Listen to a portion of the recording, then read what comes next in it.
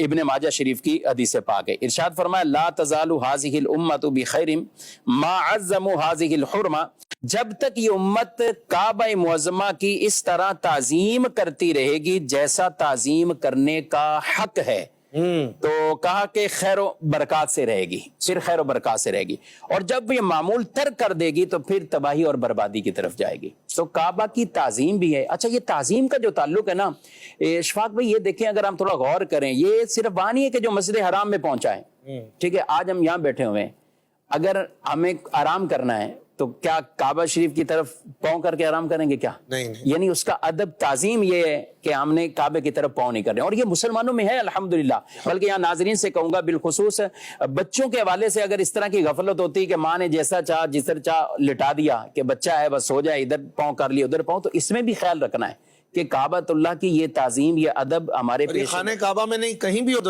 हो दुनिया में। यानी मुसलमान तो एक तसव्वुर में रहता है। मैं कहता हूँ काबे का तसव्वुर ना, नमाज पढ़नी है तो काबे का तसव्वुर नहीं आएगा, किबला शरीफ का तसव्वुर नहीं आएगा, बल्कि वो तो उसकी शराइत में से उस तरफ इस्तिकबाल करके उस तरफ रुक करके हमने नमाज पढ़नी है। तो मुसलमान तो काबे की मोहब्बत में रहता है, वो जहां कहीं भी रहता है नमाज के वक्त उसे काबा याद है, सोना है तो ये अदब आदाब याद है। अच्छा, हम अपनी तबी हाजात के लिए, तो इसमें तो खुद रसूलुल्लाह सल्लल्लाहु अलैहि वसल्लम की हदीस है कि जब तुमने तभी हाजात के लिए यानी वॉशरूम वगैरह, तो ना पीठ उस तरफ करनी है ना रुख ना मुंह करना है। अच्छा, ये सिर्फ अदब नहीं है, ये तो गुनाहगार होगा ना, ये तो जायज ही नहीं है ये अमल इख्तियार करना।